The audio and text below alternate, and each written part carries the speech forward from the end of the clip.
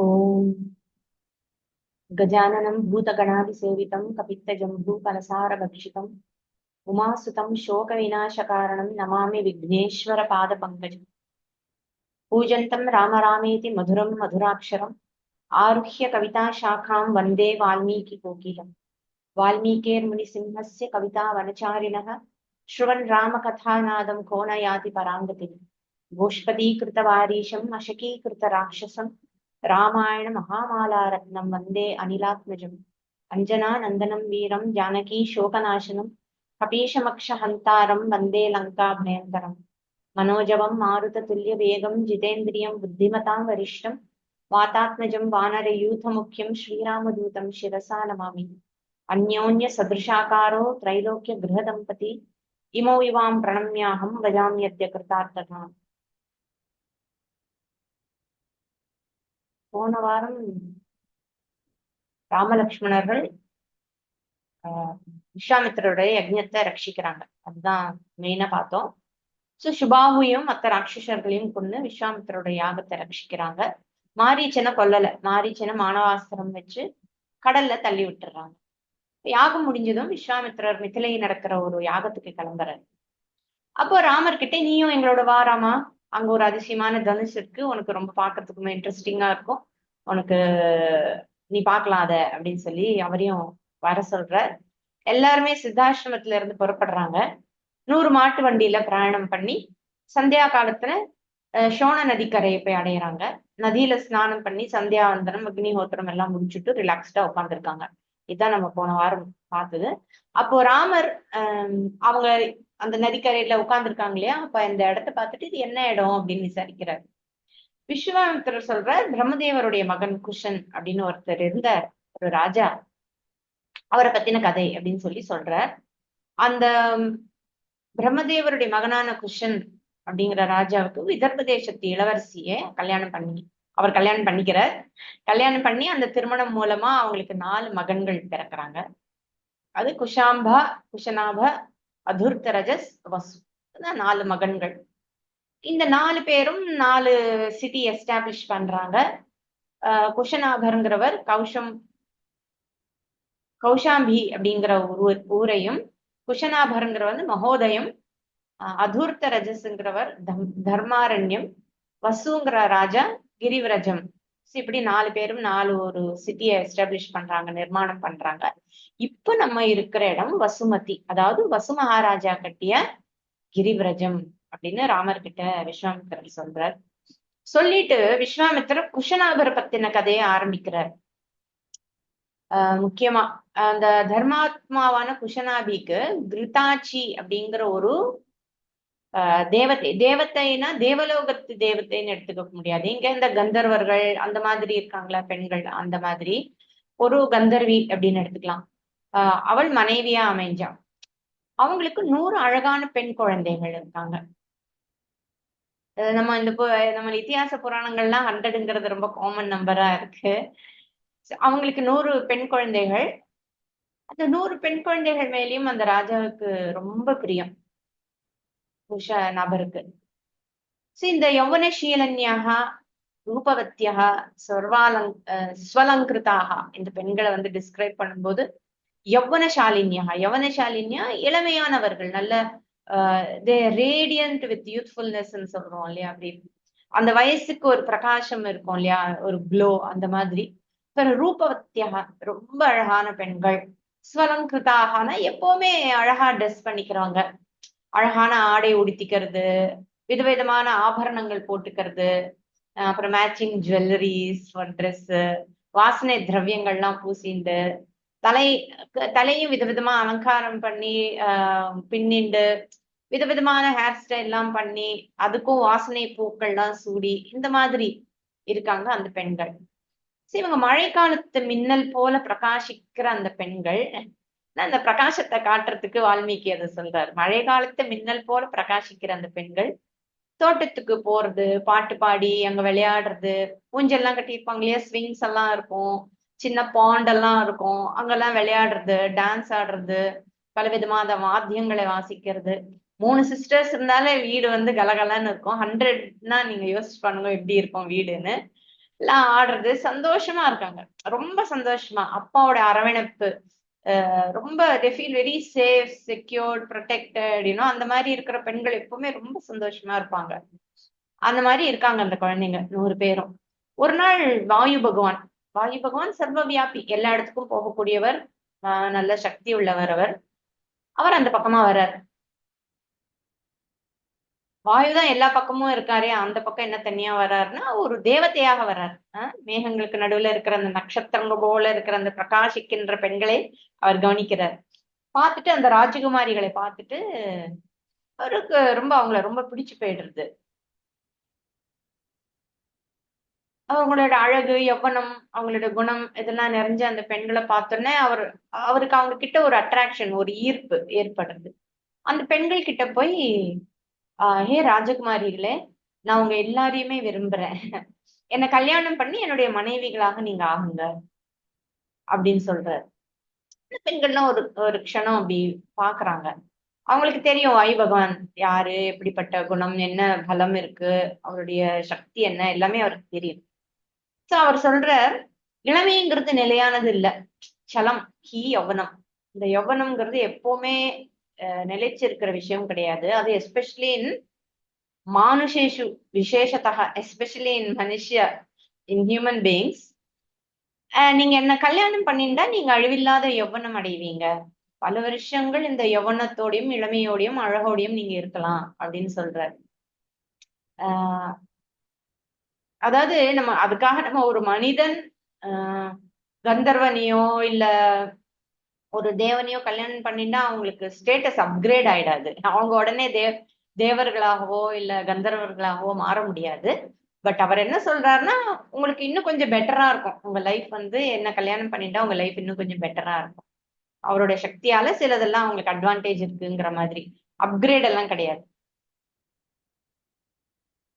அதுக்கப்புறம் வாயு எப்படி என்ன சொல்றாருன்னா, எல்லாருமே விரும்புறது அழகு, இளமை.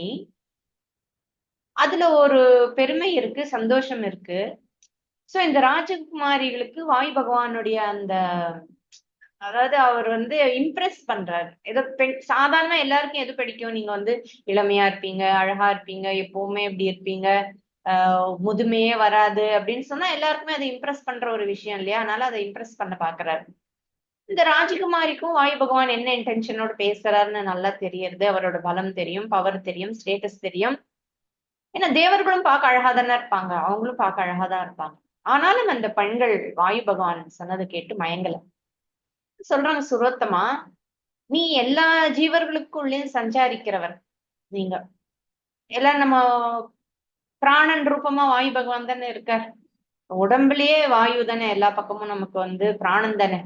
சோ நீங்க எல்லா ஜீவராசிகளுக்குள்ளேயும் பிராணனாக நீங்க பிரவேசிச்சிருக்கீங்க. எங்களுக்கு உங்களை பத்தின எல்லா விவரமும் எங்களுக்கு தெரியும். நீங்க எப்படிப்பட்டவர், உங்களோட பலம் எல்லாம் எங்களுக்கு தெரியும், உங்களுடைய பிரபாவம் எங்களுக்கு தெரியும். நாங்க சாதாரண பெண்கள் இல்ல, குஷனாபருடைய மகள்கள். எங்களை ஏன் இப்படி அவமானப்படுத்துறீங்க? உங்களுக்கு இருக்கிற இந்த தேவ அதிகாரத்துல இருந்து உங்களை நாங்க நீக்க முடியும், அந்த சக்தி எங்களுக்கு இருக்கு, உங்களுக்கு தெரியுமா அது? அப்படி பண்ணினா எங்களுடைய தபஸ் தான் வீணாகும். நாங்க தேவையில்லாமல் எங்களோட தப்போ பலத்தை உன்னை சபிச்சு, உன்னை தேவன்கிற அந்த ஸ்டேட்டஸ்ல இருந்து கீழே தள்ளுறதுக்குல வேஸ்ட் பண்றதுக்கு எங்களுக்கு இஷ்டம் இல்லை. அதனால நாங்க அதை பண்ண மாட்டோம். எங்களுடைய அப்பா உனக்கு யமனா மாற, எங்க அப்பா வரத்துக்குள்ள கிளம்பிடு சொல்லுவாங்க. எங்களுடைய அப்பா உனக்கு யமனா மாறத்துக்கு முன்னாடி இங்க இருந்து கிளம்பிடு அப்படின்னு சொல்லி அந்த பெண்கள் சொல்றாங்க.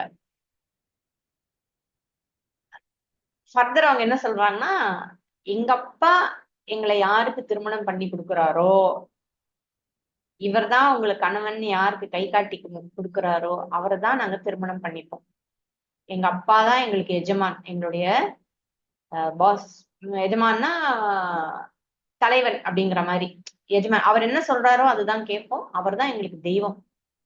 அதனால we belong to our father. நாங்க எங்க அப்பாவுக்கு சொந்தமானவர்கள். அவர் யாரு பண்ணிக்கிறாரோ அவர் தான் நாங்க பண்ணிப்போம் அப்படின்னு சொல்லிடுறது.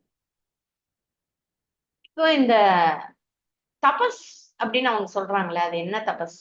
இந்த பெண்கள் எங்களுடைய தப்போபலம் போயிடும் அப்படின்னு ஒண்ணு சொல்றாங்க. அவங்க ஏதாவது தபஸ் பண்ணினாங்களா, விரதங்கள்லாம் இருந்தாங்களான்னா அந்த மாதிரி தபஸ் இல்ல. இங்க பிரம்மச்சரியம்ங்கிறது ஒரு தபஸ்ன்னு சொல்றோம் இல்லையா? நம்ம ரிஷிசிங்கருடைய கதையில பார்த்தோம். அவருடைய அந்த பிரம்மச்சரியமே அவருக்கு ஒரு தபஸா அமைஞ்சது. அதே மாதிரி பெண்களுக்கும் வந்து அந்த கன்னித்தன்மைங்கிறதே ஒரு தபஸ். அந்த தபஸ் அவங்க அதுல வந்து அவ்வளவு பெருமை, அவ்வளவு ஸ்ட்ரென்த் இருக்கு அப்படிங்கறத நம்ம இந்த கதையில நம்ம தெரிஞ்சுக்கிறோம். அதனால ஆஹ் உடல் அளவுல மட்டும் இல்ல, உடல் அளவுல ஒருத்தரை தொடர்றது பண்றது மட்டும் இல்ல, மனசளவுலயும் நாங்க யாரையும் தொட்டது இல்லைங்கிறது தான் அந்த பிரம்மச்சரியத்தோட ஆண்களுக்கு எப்படி சொல்றோமோ அது மாதிரி பெண்களுக்கு. சோ அதனால அவங்க அந்த தபஸ்ல அவங்க அந்த தப்போபலம் போயிடக்கூடாதுங்கிறதுக்காக சொல்றாங்க. அவங்க இப்படி பேசினதும் வாயு பகவானுக்கு ரொம்ப கோவம் வந்துட்டு ரிஜெக்ட் பண்ணிட்டாங்க இல்லையா?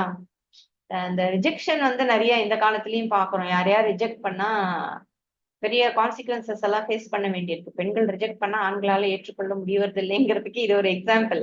வாயு பகவானுக்கு ரொம்ப கோவம் வருது.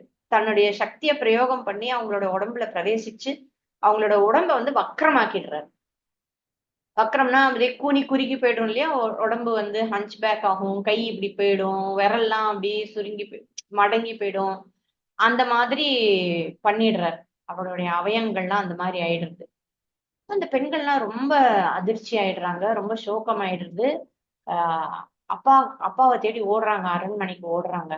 அங்க தன்னோட அப்பாவை பார்த்து ஓன்னு அழுதுட்டு தடான தரையில போய் சத்தமா வேதனையில அழறாங்க.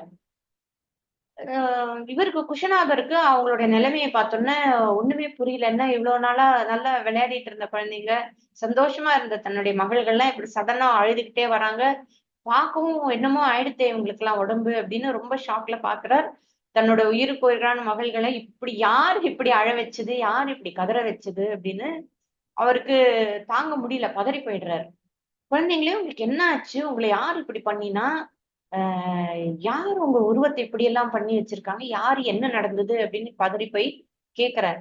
குஷினாகர் இப்படி கேட்டதும் அந்த பெண்கள் எல்லாருமே அவரோட கால்ல தன்னுடைய தலையை வச்சு நமஸ்காரம் பண்ணி, ஆஹ் அப்பா, ஆஹ் இந்த மாதிரி வாயு பகவான் அங்க வந்தார், நாங்க விளையாடிட்டு இருந்தோம். எல்லா பூதங்களையும் சஞ்சாரிக்கக்கூடிய அந்த வாயு பகவான் எங்களை கல்யாணம் பண்ணிக்க சொல்லி கேட்டார். நாங்க சம்மதிக்காததால எங்களை இப்படி பண்ணிட்டார். அசுபம் மார்க்கம் ஆஸ்தாய, அதாவது ஒரு தவறான வழியை பிரயோகம் பண்ணி, ஆஹ் அதாவது எது இதுல என்ன தவறுன்னா, ஒரு பொண்ணுக்கு அப்பா அம்மா இருக்கும் பொழுது ஒரு ஆண் அவங்களுக்கு தெரியாம ஒரு பெண் கிட்ட ப்ரப்போஸ் பண்றது தவறு அப்படிங்கிறது இந்த கதை. சரியா? நீ எப்படி வந்து எனக்கு எங்க அப்பா அம்மா இருக்கும்போது அப்பா கிட்ட பேசணும், அப்பா கிட்ட பேசாம டைரக்டா எதுக்கு என்கிட்ட வந்து, அது வந்து அதர்ம முறை. அதுக்குதான் இவங்க சொல்றாங்க அசுபம் மார்க்கம். It was not the proper way to approach. So ஒரு பெண்ணுக்கு அப்பா அம்மா இருக்கும்போது அவங்க கிட்ட பேசாம டைரக்டா பண்றது. சோ இது காம இச்சையை குறிக்கிறது, காதலை அல்ல. சோ இது அது வந்து கன்னியா தர்மம்னு ஒண்ணு இருக்கு இல்லையா? அந்த கன்னியா தர்மத்தை அவர் அவமதித்து விட்டார் அப்படின்னு அந்த பெண்கள் சொல்றாங்க. அந்த தர்மத்தை புறக்கணிச்சு அவங்க எங்களை அப்ரோச் பண்ணினாங்க. அவர் வந்து எங்களை ஒரு சாதாரணமா ஒரு ஆப்ஜெக்ட் மாதிரி, யூனோ லைக் ஜஸ்ட் ஏதோ அவருடைய ஆசையை நிறைவேற்றிக் கொள்ளக்கூடிய ஒரு ஆப்ஜெக்ட் மாதிரி எங்களை பார்த்தார். நாங்க அவர்கிட்ட எங்க மேல விருப்பம் இருந்தா நீங்க போய் எங்க அப்பாவை கேளுங்க, எங்களுக்கு எங்க அப்பா தான் உயிர், அவர் சொல்றதான் நாங்க கேட்போம், நாங்க எங்க சொந்த முடிவெல்லாம் நாங்க எடுக்க மாட்டோம், எங்களுக்கு அந்த சுதந்திரமும் இல்லை அப்படின்னு சொன்னோம். அவர் உடனே கோபப்பட்டு எங்களை இப்படி பண்ணிட்டாருப்பா அப்படின்னு கதறாங்க. குஷனாபருக்கு தன்னுடைய மகள்கள் ஆஹ் அந்த மாதிரி ஆன்சர் பண்ணது அதை கேட்டு ரொம்ப பெருமையாயிடுது. ஏன்னா வாயு பகவான் சாதாரணப்பட்டவர் இல்லைல்ல. அவங்க நினைச்சிருந்தா அவங்க அவர் வசத்திற்கு போயிருக்கலாம், ஆனா அவங்க அந்த மாதிரி பண்ணல. ரெண்டாவது வந்து அந்த தன் குழந்தைகள் சாபம் கொடுக்கல, அதுவும் அவருக்கு ரொம்ப பெருமையான ஒரு விஷயம். தன் குழந்தைகள் கிட்ட அவர் சொல்றார், உங்களுடைய நடத்தையை நான் ரொம்ப மெச்சுறேன், நீங்க அவனுக்கு சாபம் கொடுக்காமல் விட்டதை நினைச்சு அவனை மன்னிச்சதை நினைச்சு நான் இன்னும் ரொம்ப சந்தோஷப்படுறேன். நீங்க ஒத்துமையா நின்னு இந்த வம்சத்துடைய மானத்தை கௌரவத்தை காப்பாத்தி இருக்கீங்க. ஆணானாலும் சரி பெண்ணானாலும் சரி மன்னிக்கிறதுங்கிறது ஒரு ஒரு மனிதனுக்கு ஒரு ஆபரணம், ஒரு பூஷணம், ஒரு அலங்காரம். அது தேவர்களாலும் பண்ண முடியாதது. அவங்களை அழிக்கக்கூடிய சக்தி இருந்தும் கோபப்படாம தப்பு செஞ்சவனை தண்டிக்காம எல்லோரும் பொறுமையா இருந்தது எனக்கு ரொம்ப பெருமையா இருக்கு. ரொம்ப ஆச்சரியமான ஒரு காரியத்தை நீங்க செஞ்சிருக்கீங்க. நம்ம குலத்தோட பெருமையை, தர்மத்தை நீங்க காப்பாத்தி இருக்கீங்க. ஆணுக்கும் பெண்ணுக்கும் பொறுமை ரொம்ப மேலான ஒரு குணம். பொறுமைதான் இந்த உலகத்தை காப்பாத்துறது அப்படின்னு தன் மகள்களை ரொம்ப புகழ்ந்து பேசுறார். அப்புறம் தன்னுடைய குழந்தைகளை வீட்டுக்கு போங்க அப்படின்னு சொல்லி அனுப்பி வச்சுட்டு தன்னுடைய குழந்தைகளுக்கு ஒரு கல்யாணம் பண்ணி வைக்கணும் அப்படின்னு ஆலோசிக்க ஆரம்பிக்கிறார். முடிவு பண்ணிட்டார். என் குழந்தைங்களுக்கு எப்படியாவது கல்யாணம் பண்ணி வைக்கணும்னு முடிவு பண்ணிட்டார். இவங்க வாழ்ந்த காலத்துல சூளி அப்படின்னு ஒரு பிரம்மச்சாரி தபஸ்வி இருந்தார். அவர் தபஸ் பண்ணிட்டு இருக்கிற சமயத்துல ஊர்மிளாவுடைய மகளான சோமதா அப்படிங்கிற ஒரு கந்தர்வி அவருக்கு பணிவிடை செய்து செஞ்சிட்டு இருக்கா. சோ இந்த ஊர்மிளா வந்து அந்த தேவலோகத்து அப்சரஸ் ஊர்மிளா இல்ல, இது வந்து ஒரு கந்தர்வி. ஓகே, இந்த கந்தர்வியோடைய மகள் சோமதா. ஊர்மிளாங்கிற கந்தர்வியோடைய மகள் சோமதா. அதனால அந்த சோமதாங்கிற ஒரு கந்தர்வி அவ இவருக்கு கண்டினியூஸா பணிவிடை பண்ணிக்கிட்டே இருக்கா. அஹ் சூழியும் இவளுடைய பணிவிடைகளை எல்லாம் கவனிக்கிறார். சோ இந்த பணிவிடைகள் அவள் பண்ணும்போது இட்ஸ் நான் சென்சுவல் சப்போர்ட்னு சொல்லலாம். அதாவது அவரை மயக்கிறதுக்காகவோ அவரை தன் வசத்தில் படுத்திக்கிறதுக்காகவோ இல்லாம ரொம்ப சின்சியரா ரொம்ப ஸ்ரத்தையோட அவருக்கு பணிவிடை செய்யறதே தனக்கு கிடைச்ச ஒரு பாக்கியமா நினைச்சு பழங்கள் பறிச்சு வைக்கிறது, ஆசிரமத்தை சுத்தம் பண்ணி வைக்கிறது, சமைச்சு வைக்கிறது, அவர் பண்ற ஹோமங்களுக்கு வேண்டிய சாமகிரிகள்லாம் எடுத்து வைக்கிறது, நெய் பால் தயிர் எல்லாம் ரெடி பண்ணி வைக்கிறது, விறகு வெட்டி வைக்கிறதுன்னு அவளால என்னென்ன ஆஹ் சேவையெல்லாம் பண்ண முடியுமோ அவருக்கு எல்லா சேவைகளையும் பண்ணிட்டு இருக்கா. ரொம்ப பணிவோட மரியாதையோட ஸ்ரத்தையோட பக்தியோட அவ பண்ணிட்டு இருக்கா. எதுவும் பேசுறது கிடையாது, எதுவும் டிமாண்ட் பண்றது கிடையாது. தானும் அதே ஒரு ரிலீஜியஸ் டிசிப்ளினா அவ பண்றா. அப்படி இருக்கிறதே ஒரு பெரிய பாக்கியமாக அவ நினைச்சு ரொம்ப கமிட்டடா அந்த பணிவிடையெல்லாம் பண்றா. ஒரு நாள் சூளி அவளை பார்த்து கேக்குறார், நீ இத்தனை நாள் நீ எனக்கு பண்ண பணிவிடையெல்லாம் பாக்குறேன், நீ என்ன எதிர்பார்த்து இந்த பணிவிடைகளை பண்ற, நான் உனக்கு என்ன பண்ணணும், நீ என்ன எதிர்பார்க்கிற அப்படின்னு சொல்லி கேக்குற. அப்ப அவ சொல்றா, சோமதா சொல்ற, சுவாமி நீங்க மகா தபஸ்வி, பிரம்மாவுக்கு சமமானவர், பிரம்ம தேஜஸால ஜொலிக்கிறீங்க, உங்களை மாதிரியே ஒரு தேஜஸ்வியான மகன் எனக்கு வேணும். ஆஹ் எனக்கு இது வரைக்கும் கல்யாணம் ஆகலை, நான் யாருடைய மனைவியும் இல்லை அப்படிங்கிறான். ஏன்னா அதை கிளாரிஃபை பண்ணணும் இல்லையா? அப்ப சூளி என்ன சொல்றார், என்ன பண்றார், பிரம்மதத்தன் அப்படிங்கிற ஒரு மகனை தன்னுடைய மனசால சிருஷ்டி பண்ணி அவளுக்கு கொடுக்கிறார். அது உத்தமமான ஒரு குழந்தை, தன்னோட தப்போபலத்தால சிருஷ்டி பண்ணி அவர் கொடுக்கிறார். அந்த குழந்தை பேரு அப்கோர்ஸ் பிரம்மதத்தன். அந்த பிரம்மதத்தன் இந்திரன் சொர்க்கத்தை ஆளுகின்றது போல கம்பீரமா காம்பில்யம்ங்கிற ஒரு நாட்டை ஆட்சி பண்ணிட்டு வர்றார். இந்த பிரம்மதத்தனுக்கு தான் குஷனாபர் தன்னுடைய 100 மகள்களையும் கல்யாணம் பண்ணி கொடுக்கணும் அப்படின்னு சொல்லி முடிவு பண்றார், நிச்சயம் பண்றார். அவரை போய் அணுகி அவருக்கு பண்ண வேண்டிய மரியாதைகள் எல்லாம் பண்ணி அவரை அழிச்சுட்டு வரார். அழிச்சுண்டு வந்து தன்னுடைய மகள்களை அவருக்கு கல்யாணம் பண்ணி கொடுக்கிறார். பிரம்மதத்தனும் ஒரு கேள்வியும் கேட்கல, எதுவும் அப்செக்ட் பண்ணல, எதுவும் சொல்லல. சந்தோஷமா அந்த 100 பெண்களையும் அவர் கல்யாணம் பண்ணிக்கிறார். அந்த பெண்களை அவர் பாணி கிரகணம் பண்ணுவார் இல்லையா, கை பிடிச்சு பண்ணணும்ல, அந்த மாதிரி தொட்ட உடனே அந்த பெண்களுடைய அந்த வக்கரமான அந்த தேகம் வந்து பழையபடி ரொம்ப அழகா மாறிடுறது.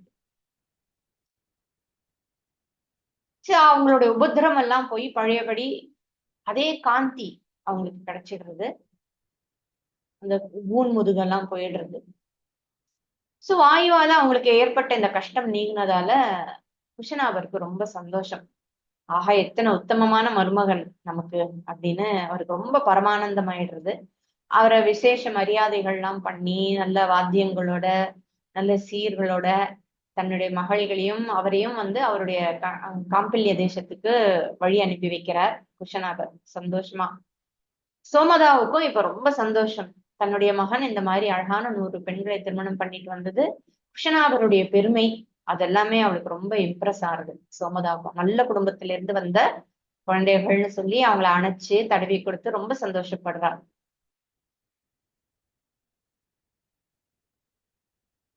சரி, இதுல இந்த கதையில நம்ம இந்த ரிஜெக்ஷன், நான் சொன்னேன்ல இந்த காலத்திலயும் நம்ம ஒரு பெண் ரிஜெக்ட் பண்ணா ஆசிட ஊத்துறது, அவளுக்கு உபதிரவங்கள் கொடுக்கறதெல்லாம் எப்பவுமே இருக்கு. அது ஒரு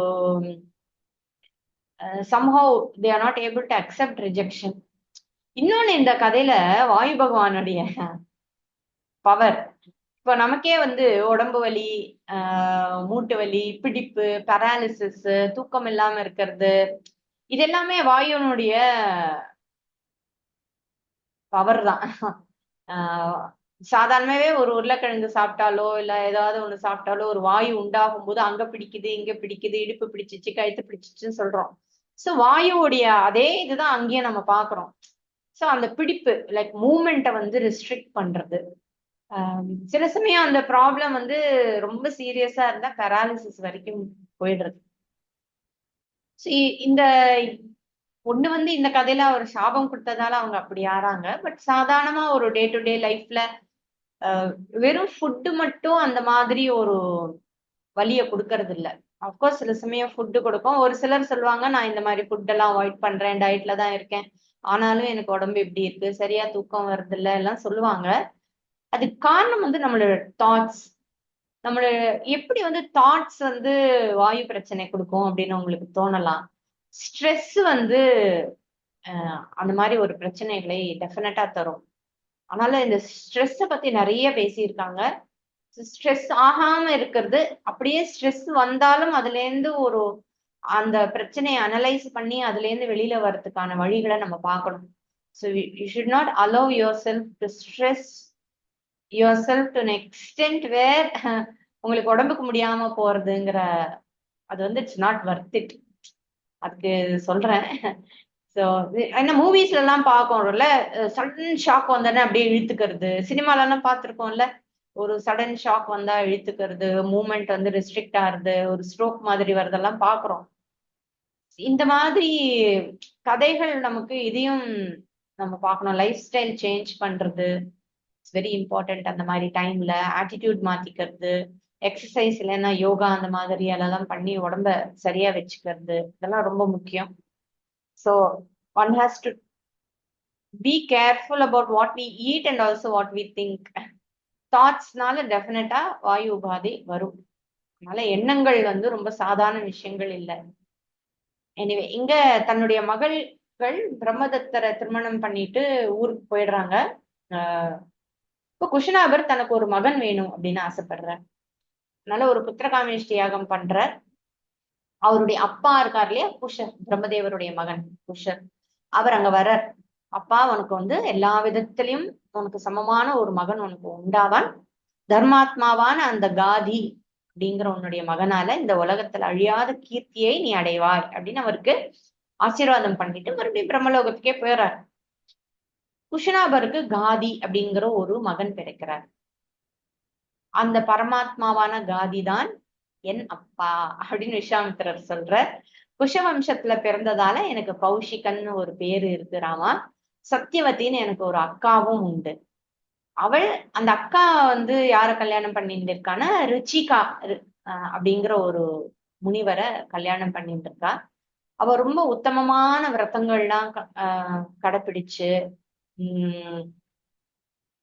அவளோட விரதங்களின் மகிமையால தன் கணவனுக்கு அனுகூலமான பணிவிடைகள் எல்லாம் பண்ணினதாலையும் இந்த உடம்போடே அவ சொர்க்கலோகத்துக்கு போயிருக்கா அப்படின்னு சொல்றார்.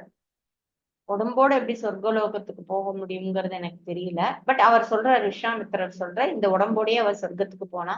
ஆனா சொர்க்கத்துக்கு போன அப்புறம் இந்த லோகத்துல இருக்கிற ஜீவர்களுக்கும் மற்றவங்களுக்கும் நன்மையை ஏற்படுத்தணுங்கிறதுனால இமயமலைய கௌஷிகி அப்படிங்கிற ஒரு நதியாக மறுபடியும் உற்பத்தி ஆகி எல்லாருக்கும் அவ அனுகிரகம் பண்ணிட்டு இருக்கா. எனக்கு என்னோட அக்கா ரொம்ப பிரியமானவள். அந்த நதி ரொம்ப புண்ணியமான ஒரு நதி. எனக்கு அவ மேல இருக்கிற பிரீத்தியால, பரம அன்பினால நான் எப்பவுமே இந்த மலை தாழ்வாரத்துல தான் வசிக்கிறேன். ஒரு ரத்தத்தை அனுஷ்டிக்கணும் அப்படிங்கிற ஒரு நீடு இருந்ததாலதான் நான் சித்தாசிரமத்துக்கு வந்தேன். இப்போ என்னுடைய சித்தாசிரமத்துக்கு வந்ததெல்லாம் உன்னுடைய அனுகிரகத்தால நான் எதுக்காக அங்க வந்தேனோ அதுவும் நிறைவேறிடுச்சு. நான் இனிமே என்னுடைய மிச்ச காலத்தை இங்க கௌஷிகி நதியில எங்க அக்கா பக்கத்துலதான் நான் இருக்க போறேன் அப்படின்னு சொல்ற.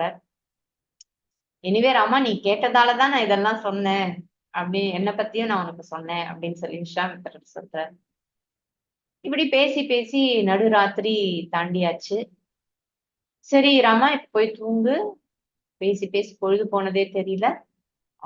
நாளைக்கு நம்ம வேற கிளம்பி மிथिलाவுக்கு போகணும். அந்த பயணம் எந்த ஒரு தடையும் இல்லாம நல்லபடியா நடக்கணும். அதனால நீ போய் தூங்கு. அங்க பாரு, மரம் எல்லாம் அசையவே இல்லாம இருக்கு. அப்படி காட்டுறாரு, சுத்தி காட்டுறாரு ராமர். பாரு ராமா, மரங்கள்லாம் அசையவே இல்ல, மீதியா இருக்கு. அது எல்லா பக்கமும் இருட்டு சூழ்ந்து இருக்கு. எல்லா திசையிலயும் பரவி இருக்கு இருட்டு. அந்த ஆகாசத்தை பாத்தியா? கண்ணை மூடுனா எப்படி இருக்கும்? அதாவது நம்ம கண்ணு மூடும் போது ஒரு இருட்டு வரும்ல, அந்த மாதிரி அவர் சொல்றார். The sky is dark as if its eyes are closed. ஆகாசம் வந்து தன் கண்ணை மூடிண்டா எப்படி நம்ம கண்ணை மூடும்போது இருட்டுமோ அந்த மாதிரி இருட்டா இருக்கான் ஆகாசம்.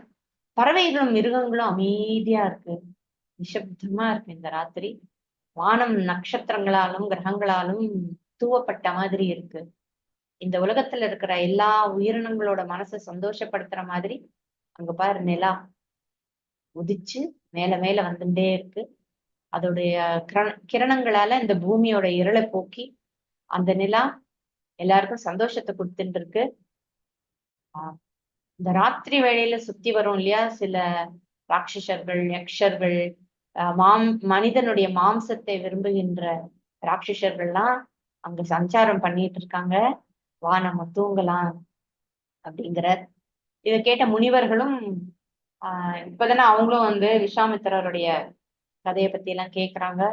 அவங்களும் அந்த கதையை கேட்டு விஷவம்சத்துல பிறந்தவங்களை பத்தி ரொம்ப ஸ்துதி பாடி அவங்க எப்படி தர்மத்தின்படி வாழ்ந்தாங்க, எப்படி தர்மத்துக்கே தன்னை அர்ப்பணிச்சிருந்தாங்கன்னு சொல்லி அவங்க எல்லாம் மகாத்மாக்கள் அப்படின்னு அவரை பத்தி புகழ்ந்து பேசிட்டு இருக்காங்க. அப்புறம் விஸ்வாமித்திரர் கிட்ட, நீங்க வந்து பிரம்மதேவருக்கு சமமானவர் முனிவரே. கௌஷிகி நதி உங்க வம்சத்தையே பிரகாசிக்க வைக்கிற மாதிரி ஒரு உத்தமமான நதி, கேட்கவே ரொம்ப சந்தோஷமா இருக்கு அப்படின்னு சொல்லிட்டு அப்புறம் எல்லாரும் திருப்தியோட சந்தோஷமா தூங்க போறாங்க. ராமலக்ஷ்மணர்களுக்கும் விஸ்வாமித்திரர் நினைச்சு ஒரே பெருமை, மரியாதை, வியப்பு, ஒரே வியப்பா இருக்கு. So with full of admiration ரிஷி அவங்க தூங்க போறாங்க. இதோட 34 சர்க்கம் முடியாது. மறுநாள் விஸ்வாமித்திரர் எழுந்துட்டார். ராமலக்ஷ்மணர்களை எழுப்புறார். ராமா, நிஷா சுப்ரபா, இரவு பகலாக மாறிக்கொண்டிருக்கிறது. பூர்வா சந்தியா பிரவர்த்தத்தை, உத்திஷ்ட உத்திஷ்ட கமனாய அபிரோச்சய அப்படிங்கிற. எழுந்துக்கோ எழுந்துக்கோ குழந்தை, குழந்தைகளே, ராமா லக்ஷ்மணா எழுந்துக்கோங்க, பூர்வா சந்தியா வேலை வந்தாச்சு. இப்போ எழுந்தாதான் எல்லா கடமைகளையும் முடிச்சு மிதிலைக்கு போறதுக்கு நம்ம ரெடி ஆக முடியும். எழுந்துக்குங்கோ அப்படின்னு சொல்லி எழுப்பி விடுறார். ராமலக்ஷ்மணர்களும் உடனே எழுந்து பல் தேய்ச்சு குளிச்சு தலைவாரி நித்திய கர்மா எல்லாம் முடிச்சுட்டு பிரயாணத்துக்கு தயாராகிறாங்க. விஸ்வாமித்திரர் கிட்ட அந்த சோன நதி கரையில தானே இருக்காங்க. அந்த சோன நதியை பார்த்துட்டு, இந்த நதியில அதிகமா தண்ணி இல்லையே, அங்கங்க மணல் திட்டு நிறைய இருக்கே, இந்த நதியை எப்படி நம்ம கடக்க போறோம்? ஏன்னா இப்ப போட்லயும் போக முடியாது. போட்ல போனா அது போய் அந்த மணல் திட்ட இடிக்கும். பட் நடந்து போகணுங்கிற அளவுக்கும் அது ட்ரையா இல்ல. சோ அவர் கேட்கிறாரு, எப்படி நம்ம போக போறோம் அப்படின்னு கேட்கும்போது ஆஹ் விஸ்வாமித்திரர் சொல்றாரு, இந்த மகரிஷிகள் எல்லாம் எப்படி போறாங்களோ அப்படியே நம்மளும் போகலாம் ராமாவா அப்படின்னு சொல்லி கூட்டின்னு போறாரு. சோ அந்த மகரிஷிகள் எல்லாரும் நடக்க ஆரம்பிக்கிறாங்க. அதாவது படகுல போகல, மணல் திட்டு நிறைஞ்ச அந்த நதியே அவங்க நடந்தே கடக்குறாங்க. ரொம்ப தூரம் நடக்கிறாங்க. அந்த ரிவர் வந்து கம்ப்ளீட்டாவும் ட்ரை இல்லை. அங்கங்க கொஞ்சம் இடுப்பளவு தண்ணி, இதெல்லாம் நம்ம விஷுவலைசேஷன். ஓகே, நம்ம கடந்து போனாங்கன்னா உருன்னு அப்படியே நடந்து போங்கன்னா எடுத்துக்க முடியாது. அங்கே அங்க கொஞ்சம் தண்ணி இருந்திருக்கும். கணுக்கால் வரைக்கும் தண்ணி, முழங்கால் வரைக்கும் தண்ணி, இடுப்பு வரைக்கும் தண்ணின்னு ஏதாவது இருந்திருக்கும் கொஞ்சம் கொஞ்சம். அதெல்லாம் தாண்டி ஒரு மாதிரி அவங்க நடந்து போயிடுறாங்க அந்த பக்கம். இதுல இவங்கெல்லாம் வந்து நிறைய டிராவல் பண்றவங்கிறது நமக்கு தெரியறது. எல்லாமே நடந்து நடந்து போறத நம்ம பாக்குறோம். ராமாயணத்துல எல்லா பக்கமும் பாக்குறோம். யாருமே மாட்டு வண்டிங்கிறத அந்த ஆசிரமத்துல இருந்து கிளம்பி ஒரு பர்டிகுலர் டிஸ்டன்ஸ் வரைக்கும் தான் போறாங்க. அதுக்கப்புறம் மாட்டு வண்டியில போறதை பத்தி சொல்ல மேபி போயிருக்கலாம். அப்புறம் தங்குனது கூட மேபி மாட்டு வண்டியிலேயே எல்லாரும் படுத்திருக்கலாமா இருக்கும் சோன நதிக்கரையில. சோ அங்க ஒரு ஆசிரமம் இருக்கிறதாக நம்ம அங்க வால்மீகி எதையும் மென்ஷன் பண்ணல. பட் இங்க அதுக்கப்புறம் அவங்க கடந்து போறாங்கன்னா மாட்டு வண்டியெல்லாம் விட்டுட்டு தான் அவங்க கடந்து போறாங்கன்னு எடுத்துக்கணும். நடந்து போறாங்க. ஏன்னா நதியை கரைக்கும் போது மாட்டு வண்டி கடந்து போகும்போது எடுத்துன்னு போகலைங்கிறது இதுல தெரியறது. சோ பிரயாணம் பண்ணி பழகினவர்களாக இருக்காங்க. ஒரு இன்ஃபேக்ட் ஈவன் ஒரு 20 இயர்ஸ் பேக் வரைக்கும் கூட நம்ம வந்து 3 to 4 கிலோமீட்டர்ஸ்னா கூட கிட்டக்க இருக்குன்னு சொல்லி நடந்து போயிட்டு தான் இருந்தோம். இந்த வாக்கிங்கிறது வந்து ரொம்ப காமன் நம்ம தேசத்தை பொறுத்த வரைக்கும். அவங்க எவ்வளவு வேகமா நடந்திருப்பாங்கங்கிறது நம்மளால கற்பனை பண்ண முடியல. ஏன்னா ஒரு நதினா எவ்வளவு அகலம் இருக்கும் இல்லையா? அந்த நதிய வேக வேகமா கடந்து போறாங்க அப்படின்னு சொல்றாங்கன்னா ஸ்பீட் இருக்கணும். Enough speed even to walk in the water அவங்களால முடியணும். சரி, இந்த மாதிரி நடந்து போய் ஒரு மத்தியான வேளை வருது. மத்தியானம் வரும்போது ஜானவி நதிக்கரைக்கு வராங்க. ஜானவினா கங்கை நதிக்கரைக்கு வராங்க. இந்த 2 நதிகள் இருக்கு இல்லையா? கங்கையும் சோன நதியும் மேபி பேரலா போயிட்டு இருக்குன்னு நினைக்கிறேன். மேப் பார்த்தா நமக்கு தெரியும். அந்த கங்கை கரையில நிறைய ஹம்ச பட்சிகள், சார பட்சிகள் பறந்துண்டு அந்த நதியிலேயே, இதெல்லாம் கரையில இல்ல, அந்த நதியிலேயே எல்லாம் பறந்துட்டு இருக்கு. நாங்க அந்த பிரயாக்ராஜுக்கு போனோம். போன வருஷம் போயிருந்தப்போ போட்ல போனோம் பிரயாக்ராஜ்க்கு. அங்க பறவைகள்ல அந்த நதிகள்ல அத்தனை பறவைகள் ரொம்ப அழகா இருக்கும். அந்த பறவைகளை பார்க்கும் பொழுதே நதியில அந்த மாதிரிதான் இவங்களுக்கும் வந்து ரொம்ப பாக்குறதுக்கு ரொம்ப அழகான ஒரு சீன். அங்க எல்லாருமே அங்க நதியில நீராடி பித்திரு தர்ப்பணம், தேவ தர்ப்பணம் எல்லாம் பண்றாங்க. இந்த தர்ப்பணம் அப்படிங்கிற ஒரு சொல்லு இருக்கு இல்லையா? தர்ப்பணம் அப்படின்னா என்ன? திருப் அப்படிங்கிற ஒரு தாத்துல இருந்து வந்தது சம்ஸ்கிருதத்துல. திருப் அப்படின்னா திருப்தி படுத்துறது, ப்ளீஸ் பண்றது, அப்பீஸ் பண்றது, சாந்தப்படுத்துறது. சோ மோஸ்ட்லி பித்திருக்களுக்கு வந்து சாந்தப்படுத்துறது, தர்ப்பணத்துக்கு என்ன கொடுப்போம்? எள்ளு, தர்பை, தண்ணி. மெயினா வந்து வாட்டர் இஸ் வெரி இம்பார்ட்டன்ட் அதுல. அதே மாதிரி தேவ தர்ப்பணமும் உண்டு. தேவர்களுக்கு ஆனா எள்ளு தர்பை எல்லாம் கொடுக்க மாட்டேன், அக்ஷதை கொடுப்பாங்க. ஏன்னா தர்ப்பணம்ங்கிறது திருப்திப்படுத்துறதுங்கிற அர்த்தத்துல வர்றதுனால அது வெறும் டெத்து சம்பந்தப்பட்ட விஷயம் கிடையாது. சரி, இத தர்ப்பணம் எல்லாம் பண்றாங்க அங்க. அடுத்து சந்தியாவந்தனமும் பண்றாங்க. சாதாரணமா பித்ரு தர்ப்பணம்ங்கிறது அப்பா இல்லாதவங்க தானே பண்ணணும். எப்படி வந்து இவங்க எல்லாரும் அந்த தர்ப்பணத்தை பண்றாங்கன்னு ஒரு கேள்வி வரலாம். சரி, இதுல வந்து ஸ்ரௌதா, ஸ்மார்த்தான்னு 2 பிரிவு இருக்கு. இந்த ஸ்ரௌதாங்கிறது ஸ்ருதியில, அதாவது வேதத்துல என்ன சொல்லியிருக்கோ அதை அப்படியே டிட்டோ ஃபாலோ பண்றதுங்கிறது வந்து ஸ்ரௌத கர்மா. அதுல வந்து எந்த ஒரு சேஞ்சஸும் கிடையாது, ரிலாக்ஸேஷனும் கிடையாது. அந்த ப்ரொசீஜர் பர்ஃபெக்டா இருக்கணும், அவங்க சொன்ன டைம் பர்ஃபெக்டா இருக்கணும், அந்த மாதிரி இருக்கும். இன்னொன்னு வந்து ஸ்மார்த்தா. ஸ்மார்த்தாங்கிறது வந்து இதிகாச புராணங்கள், அப்புறம் இதுக்கு முன்னாடி எப்படி இருந்தாங்க, என்னென்ன ஒரு சில ரிலாக்ஸேஷன்ஸ் எல்லாம் எடுத்துட்டு வரலான்னு முடிவு பண்ணி சில ரிஷிகள் எழுதி வச்சது. ஸோ இந்த ஸ்மிருதி படி பண்ணும்பொழுது அதுல சில ரிலாக்ஸேஷன்ஸ் இருக்கும், ரூல்ஸ்ல, ப்ரொசீஜர்ஸ்ல. ஸோ இந்த ஸ்ரௌத்த கர்மாவை பொறுத்த வரைக்கும் அந்த மாதிரி இருந்திருக்கு. ஸ்ரௌத்த கர்மானா நம்ம எல்லாருமே பித்திருக்களுக்கு பண்ணலாம். அப்புறம் ஸ்மார்த்த கர்மாவா மாறும்போது சில ரிலாக்ஸேஷன்ஸ் வந்திருக்கு. அதனால பித்திரு தர்ப்பணங்கிறது அப்பா உயிரோட இருந்தாதான் பண்ணணுங்கிற ஒரு நிர்பந்தம் இருக்கு, ஒரு கண்டிஷன்ஸ் அப்ப இருக்குல்ல. அது யாரு வேணா பண்ணலாம். பொதுவாக என்னுடைய மூதாதையர்கள் அவர்களுக்காக நான் பண்றேன் அப்படின்னு இருந்தது. அப்புறம் மகாபாரதத்திலயும் அப்படிதான் பண்ணிட்டு இருந்தாங்க படிச்ச வரைக்கும். அப்புறம் கலிகாலத்துல அது மாறி இருக்கு. இன்னொன்னு வந்து இவங்க அக்னிஹோத்திரமும் டெய்லி பண்ணியிருக்காங்க. இந்த டிராவல் டைம்ல பார்த்தோம்னா அக்னிஹோத்திரம் எப்படி தினமும் அக்னிஹோத்திரம் பண்ண முடியும் அப்படின்னு பார்த்தா, இந்த விவாக சம்ஸ்காரம் பண்ணும் பொழுது அந்த அக்னியை வளர்ப்பாங்க. விவாக சம்ஸ்காரத்துல அந்த அக்னியை வளர்த்து, அதாவது 40 சம்ஸ்காரங்கள்ல விவாகம்ங்கிறது ஒரு சம்ஸ்காரம். அது வந்து சோசியல் ஃபங்க்ஷன் கிடையாது, அது ஒரு ரிலிஜியஸ் ஃபங்க்ஷன் தான். அப்போ வளர்த்த அந்த அக்னிய நம்ம கிட்ட கொடுப்பாங்க. சோ அந்த அக்னி வந்து அணையாம பாத்துக்கிறது அந்த கிரகஸ்தனுடைய கடமை. சோ அந்த அக்னி அணையாம இவங்க அந்த அக்னியை கேரி பண்றாங்கன்னு நம்ம வந்து அசியூம் பண்ணிக்கணும். அண்ட் அதுக்கு வேண்டியது நெய், விறகு, வரட்டி, அக்ஷதை, இதெல்லாமே அவங்க கேரி பண்றதாக தான் நம்ம புரிஞ்சுக்கணும். பஞ்சபாத்திரம் வேணும், எங்க போனாலும் பஞ்சபாத்திரம், உதக பாத்திரம் இல்லாமல் அவங்க டெஃபினட்டா போக முடியாது. வஸ்திரம், நைவேத்தியத்துக்கு வேண்டிய ஹவிஸ், ஒரு பானை, ஒரு கரண்டி, இதெல்லாமே தே ஆர் கேரிங். ஏன்னா அந்த காலத்துல நித்திய கர்மாவுக்கு அத்தனை முக்கியத்துவம் இருந்தது. இப்போ அவ்வளவு முக்கியத்துவம் இல்லை. ஏன்னா அது அந்த டைமை பொறுத்தது, யுகத்தை பொறுத்தது. எனிவே மக்கள் அந்த காலத்துல பிரயாணம் பண்ணாமலும் இருக்க முடியாதுங்கிறதுனால பிரயாணம் போது நித்திய கர்மாவையும் விடக்கூடாது. அந்த ரூல் அவங்க ரொம்ப ஸ்ட்ரிக்டா வச்சிருந்தாங்க. விஸ்வாமித்ரரே வந்து கர்த்தவியம் தெய்வமானிக்கம் தான் சொல்றாரு. கர்த்தவியம் கர்ம. சரி 2 குழந்தைங்க தூங்கிட்டு இருக்கு, தூங்கிட்டு போட்டோன்னு சொல்லல. இல்ல இல்ல எழுந்துரு, நீ பண்ண வேண்டிய கடமை இருக்கு, எழுந்து நீ பண்ணுன்னு சொல்லிதான் சொல்றாரு. சோ இனிமே இந்த சுப்பிரபாத்தம் கேட்பீங்க இல்லையா, கௌசல்யா சுப்ரஜா ராம பூர்வா சந்தியா பிரவர்த்ததே அப்படின்னு சொல்லும்போது இந்த கர்த்தவியம் அப்படிங்கிற வார்த்தையை கேட்கும்போது உங்களுக்கு இந்த நித்திய கர்மாவுடைய இம்பார்ட்டன்ஸ் மைண்ட்ல நிற்கும். சரி, இப்ப ஹவிஸ்க்கு என்ன பண்ணிருப்பாங்க அப்படின்னு ஒரு அடுத்த கொஸ்டின். ஏன்னா அதுக்கு வந்து அடுப்பு எரிக்கணும். என்ன பண்ணுவாங்கன்னு கேட்டா அதுக்கு நித்திய அக்னி இருக்கு இல்லையா, அவங்க கையில அக்னி தானே எடுத்துட்டு போறாங்க. அதுக்கு பேர் வந்து கிராகபத்திய அக்னி, சாரி கார்ஹபத்திய அக்னி. இந்த கார்ஹபத்திய அக்னி தான் மெயின் அக்னி.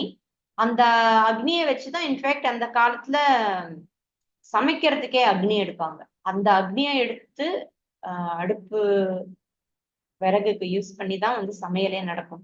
சோ இந்த கார்ஹபத்திய அக்னி இருக்கு. அந்த கார்ஹபத்திய அக்னியில இருந்து ஆவகனீய அக்னி ஒண்ணு வளர்ப்பாங்க. அதுல தான் வந்து தேவர்களுக்கு தேவ காரியம் பண்ணணும். அப்புறம் தட்சிணாக்னின்னு ஒண்ணு வளர்ப்பாங்க. அதுல தான் பித்ருகாரியம் நடக்கும். சோ இந்த அக்னி, அந்த மெயின் அக்னியில இருந்து தான் மத்த 2 அக்னியும் தினமும் வளர்க்கணும். அது அணைஞ்சா பரவாயில்ல, இந்த மெயின் அக்னி அணையக்கூடாது. ஏன்னா இந்த இந்த 2 அக்னி ஃப்ரெஷ்ஷா தான் வந்து வளர்க்கணும், அதை அணைஞ்சுதான் ஆகணும். அப்புறம் இப்படி சந்தியாவந்தனம் அக்னிஹோத்திரம் அப்படிங்கிறது கண்டினியூஸா பண்றாங்க. இது பிராமண கஷத்திரிய வைசியம் 3 பேருக்கும் பொதுவான ஒரு கர்மா. நமக்கு இந்த கல்யாண டைம்ல ஒரு பானை கொடுப்பாங்க, அவங்களுக்கு எல்லாம் ஞாபகம் இருக்கும்னு நினைக்கிறேன். அந்த பானை ஆக்சுவலி மோஸ்ட்லி பத்திரமா வச்சுக்கோன்னு, அது பரணையில தான் இருக்கும். அது எதுக்கு கொடுக்குறாங்கன்னு கூட தெரியாது. அந்த பானை வந்து ஆக்சுவலி அக்னிக்காக கொடுத்ததுதான், அக்னிய பத்திரமா வச்சுக்கிறதுக்காக.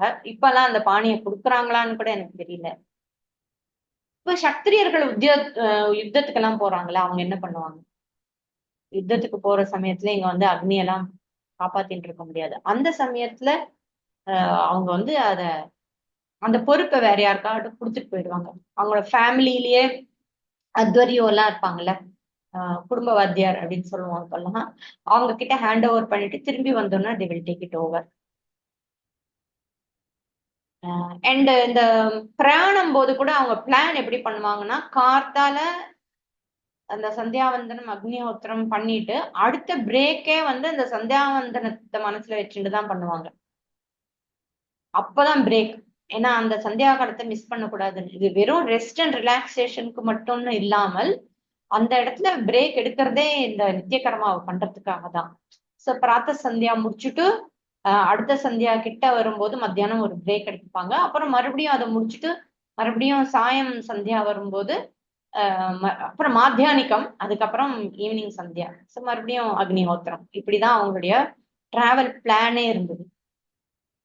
இப்போ மத்தியானம் அப்படிங்கிறது நம்ம சாதாரணமா 12 மணி 1 மணி அப்படின்னு நினைக்கிறோம். பட் இங்க மாத்தியானிக்கம்ங்கிறதே வந்து 10:45 அந்த மாதிரி ஆரம்பிச்சிடும். இது எப்படி டைம் கால்குலேஷன் எப்படி பண்ணுவாங்கன்னா, சன்ரைஸை வச்சுதான் டைம் கால்குலேஷன் பண்ணுவாங்க.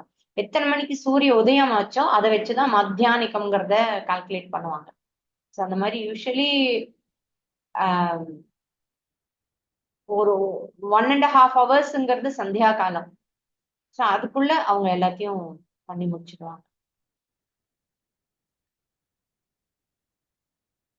See, they seem to know the seasons and everything இல்லையா? நடந்து போகும்போது ரொம்ப ஆச்சரியமான விஷயம் வந்து, ஒரு டைம் எப்படி கால்குலேட் பண்றது, ஒரு இடத்துல இருந்து இன்னொரு இடத்துக்கு எப்படி போனா நம்ம அந்த கரெக்டா அந்த டயத்துக்கு போவோம், அப்படி எல்லாமே தெரிஞ்சு வச்சிருந்திருக்காங்க. மழை வர்றது, வெயில் அடிக்கிறது எல்லாமே அவங்களுக்கு தெரிஞ்சிருக்கு. இதெல்லாம் கால்குலேட் பண்ணணும்னா ஒன்றும் பெரிய டிவைஸ் எல்லாம் அவங்க வச்சிருக்கிற மாதிரி தெரியல. they seem to be fully in tune with nature. And also அதுக்கு சில இதெல்லாம் இருக்கும். சில பெரியவங்கள்லாம் அதுக்குன்னு சில சாஸ்திரம் இருக்கும், அதெல்லாம் எப்படி கண்டுபிடிக்கிறதுங்கிறதுக்கு. But anyway they're in tune with nature. அவங்களுக்கு வந்து இயற்கையோடைய லாங்குவேஜ் பிஹேவியர் எல்லாமே புரிஞ்சு வச்சிருந்திருக்காங்க. இன்னைக்கும் நம்ம கிராமங்கள்ல பார்த்தோம்னா காத்து அடிக்கிறத வச்சு சொல்லுவாங்க மழை வருமா வராதான்னு. எந்த திசையில இருந்து காத்து வருதுங்கிறத வச்சு சொல்லுவாங்க. இந்த திசையில இருந்து காத்து வர்றதால நமக்கு மழை காலம் வர்றதுக்கு இன்னும் கொஞ்சம் டிலே ஆகும் அப்படிம்பாங்க. அப்புறம் அந்த பூச்சிகள், பறவைகள், அப்புறம் ஒரு சில செடிகள், அதை வச்சும் அவங்க சொல்லிடுவாங்க என்ன மாற்றங்கள்லாம் இருக்குங்கிறத சொல்லுவாங்க. பட் இப்போ அந்த ஜெனரேஷனும் கொஞ்சம் கொஞ்சமா குறைஞ்சுட்டு இருக்கு. ரொம்ப வயசானவங்க தான் இதெல்லாம் சொல்லுவாங்க. புதுசா வந்தவங்களுக்கு அவ்வளவா தெரியறது இல்ல. என்ன சரி, அடுத்து வந்து இவங்க என்ன சாப்பிட்டு இருப்பாங்கன்னு கூட ஒரு கேள்வி வரும். இதுக்கு நடுவுல என்ன சாப்பிட்டாங்களா சாப்பிடலையாங்கிறதெல்லாம் கூட எந்த இதிகாச புராணங்களையும் அதை பத்தி எல்லாம் மென்ஷன் பண்றதே கிடையாது. நைட் ஆனா யூஸ்வலி ஏதாவது ஒரு ஆசிரமத்துல இருக்காங்க. இந்த மாதிரி மாட்டு வண்டியில வந்திருந்தா ஏதாவது சாப்பாடு கட்டி எடுத்துட்டு வந்திருக்கலாம். ஸோ அந்த காலத்துல மோஸ்ட்லி 2 வேளை சாப்பாடு தான் இருந்தது. உங்களுக்கே ஞாபகம் இருக்கும், நீங்களும் அப்படிதான் வளர்ந்துருப்பீங்க. எனிவே, சரி, இப்படி அவங்களுடைய டிராவல் வந்து ரொம்ப amazing. How they move from place to place அப்படிங்கிறது. இப்ப ராமர் விஸ்வாமித்திரரை பார்த்து இப்ப எல்லாரும் அந்த சைடு போயிட்டாங்களா, கங்கை கரையில போய் உட்கார்ந்துருக்காங்க. எல்லா காரியமும் முடிச்சுட்டு ரிலாக்ஸ்டா உட்கார்ந்துருக்காங்க. எல்லாரும் விஸ்வாமித்திரரை சுத்தி உட்கார்ந்துருக்காங்க. ராமர் விஸ்வாமித்திரரை பார்த்து, பகவான் இந்த திரிபதகான்னு சொல்றோமே கங்கைய, அவளை பத்தி தெரிஞ்சுக்கணும், அந்த கங்கையை பத்தி தெரிஞ்சுக்கணும்னு ஆசையா இருக்கேன், எங்களுக்கு அந்த கங்கையை பத்தின கதையை சொல்லுங்க அப்படின்னு சொல்லி கேட்கிறார். இப்ப விஸ்வாமித்திரர் சொல்ற, ஹிமவான்னு ஒரு பர்வத ராஜா இருந்தார். அவர் எல்லா தாத்துக்களையும் உண்டாக்குற இடமாக இருக்கிறவர். தாத்துக்கள்னா இந்த கனிமங்கள், ஆஹ் தாத்துக்கள்னு சொல்றோம்ல தமிழ்ல, மினரல்ஸ் அண்ட் ஓர்ஸ், அது நிறைய இருக்கிற ஒரு பர்வதம் இந்த இடம். அந்த ராஜா ஹிமவான் பர்வத ராஜா இந்த இந்த லோகத்துக்கே வந்து உற்பத்தி ஸ்தானமாக இருக்கிற மலையாக இருக்கிற அந்த பர்வத ராஜாவுக்கு, அதாவது அந்த மலையில இந்த மாதிரி தங்கம், அப்புறம் ப்ரெஷியஸ் ஸ்டோன்ஸ் இதெல்லாம் இருக்கு இல்லையா, அதெல்லாம் நிறைய இருக்கிற ஒரு மலைங்கிற இந்த லோகத்துக்கே உற்பத்தி ஸ்தானமா இருந்திருக்கு அந்த மலை. அந்த பர்வத ராஜாவுக்கு 2 மகள்கள். 2 பேரும் அழகுலையும் குணத்திலையும் ரொம்ப சிறந்தவர்கள். அவர்களுக்கு இணையா இந்த உலகத்துல யாருமே இல்லை. ஈடு இணை இல்லாத அழகும் குணமும் உடைய பெண்கள் 2 பேரும். அவருடைய மனைவியின் பெயர் மேனகா. அவ மேரு பர்வத ராஜா இருக்கா இல்லையா, அவருடைய மகள். அந்த மேனகாவுக்கு பிறந்தவள் தான் கங்கை என்கிற மூத்த மகள், உமா அப்படிங்கிற இளையவள். ஒரு சமயம் தேவர்கள் ஹிமவான பார்க்க வர்றாங்க. அவர்கிட்ட ஒரு ரிக்வெஸ்ட், வேண்டுதல் வைக்கிறாங்க. என்ன வேண்டுதல்னா, எங்களுக்கு ஒரு காரியம் ஆக வேண்டியிருக்கு, அதுக்கு உங்களுடைய மகள் கங்கையை எங்களோட சொர்க்கத்துக்கு அனுப்பி வைக்கணும் அப்படின்னு கேக்குறாங்க. ஹிமவானும் உலகத்துடன அவங்க என்ன கேக்குறாங்கன்னா, அது அங்க அவ வந்து ரொம்ப புனிதமானவ, உத்தமமானவள். அவ வந்தானா அந்த இடமே வந்து புண்ணியமான ஒரு இடமாக மாறும், அதனால நீங்க அனுப்பி வைங்கன்னு கேட்கிற. சோ உலகத்துடைய நன்மைக்காக கங்கையை வந்து ஹிமவான் தேவர்களோட அனுப்பி வைக்கிறார். 2வது மகள் என்ன பண்றா? 2வது மகள் தான் நமக்கு தெரியுமே, சிவனை அடையறதுக்காக தபஸ் பண்ணினாள். ஹிமவான் அந்த தபஸ் எல்லாம் முடிஞ்சு சிவன் வந்து அனுகிரகம் பண்ணி எல்லாம் ஆனப்புறம் ஆஹ் சிவபெருமான சிவபெருமானுக்கு தன்னுடைய மகள் உமாவை திருமணம் பண்ணி விவாகம் பண்ணி கொடுக்கிறார். இப்படி ஹிமவானுடைய 2 மகள்களும் ரொம்ப பூஜைக்குரியவர்களாகவும் உலகத்துக்கே அனுகிரகம் பண்றவங்களாகவும் இருக்காங்க அப்படின்னு சொல்லி விஸ்வாமித்திரர் சொல்ற. ராமா, நீ கேட்டுண்டபடி நான் வந்து கங்கையை பத்தி உனக்கு சொல்லிட்டேன் அப்படின்னு சொல்ற. இந்த அப்கோர்ஸ் இந்த கதை இதோட முடியல, இன்னும் நிறைய கதை இருக்கு. அவர் அடுத்த கேள்வி எல்லாம் கேட்பார். பட் உங்களுக்கு ஒரு ரிமைண்டரா நான் சொல்றேன், காமாசிரமத்துல நம்ம ஒரு கதை பார்த்தோம் இல்லையா, காமாசிரமத்துல தங்கி இருக்கும் போது சதி தேவியுடைய கதையை பத்தி நம்ம பார்த்தோம். சதி இல்லாமல் எப்படி சிவன் தியானத்துல உட்கார்ந்துடுறார். அப்போ தாரகாசுரன் வந்து சிவனுக்கு இனிமே குழந்தை பிறக்காதுங்கிற ஒரு நம்பிக்கையில சிவனுக்கு பிறந்த மகன் தான் என்னை கொல்ல முடியும்னு ஒரு வரம் வாங்கிக்கிறான். அந்த சமயத்துலதான் சதி பார்வதியா இங்க பிறக்கிறா. சிவனும் பார்வதியும் சேர்ந்தாதான் தாரகாசுரன் வதன் பண்ண முடியும். மீன்வெல் சூரபத்மன், அவனுடைய தாரகாசுரனுடைய பிரதர், சகோதரன் சூரபத்மனும் என்ன வரம் வாங்கியிருக்கிறான்னா, ஒரு பெண்ணின் வயிற்றில் பிறந்தவன் என்னை கொல்ல முடியாது அப்படின்னு. இது வந்து அடுத்து வரப்போற கதைக்கு வந்து உங்களுக்கு கனெக்ஷனுக்காக தான் சொல்றேன். பெண்ணின் வயிற்றில் பிறக்கிறவன் என்னை கொல்ல முடியாதுன்னு அவன் ஒரு வரம் வாங்கி இருக்கிறான். சிம்மமுக்கனும் என்ன பண்ணினான்னா, சூரபத்மன் ஒரு தபஸ் பண்றான். யாகம் பண்ணும் பொழுது தன் சகோதரன் மேல இருக்கிற அந்த அன்பினால அவனே அந்த யாகத்துல தன்னோட தலையை வெட்டி போட்டுருவான். அதனால சிவபெருமான் ரொம்ப ப்ளீஸ் ஆகி ஆஹ் சிவனே அவருக்கு ஒரு வரம் கொடுக்கிறார். இந்த மாதிரி உன்னுடைய தலையை வெட்ட வெட்ட திரும்ப திரும்ப வந்துகிட்டே இருக்கும். எக்ஸப்ட் என்னுடைய சக்தி தவிர வேற எந்த சக்தியாலும் உன்னை எதுவும் பண்ண முடியாதுன்னு அவரே ஒரு வரம் கொடுத்திருக்கார் சிம்மமுகனுக்கு. இப்படியாக இவங்க ஒரு பக்கம் அங்க தாரகாசுரன் இந்திரனுக்கு உபதிரவம் பண்ணிட்டு இருக்கார். இப்போ சிவனுக்கும் பார்வதிக்கும் திருமணமாச்சு. அதுக்கே வந்து காமதேவன் தான் வந்து ஹெல்ப் பண்றார். இப்போ ஃபர்தரா போக போற கதை வந்து அதோட கண்டினியூட்டியா தான் இருக்கும். இது ஜஸ்ட் ஒரு ரிமைண்டரா நான் உங்களுக்கு சொல்லியிருக்கேன். மற்றதை வந்து அடுத்த கிளாஸ்ல பார்ப்போம்.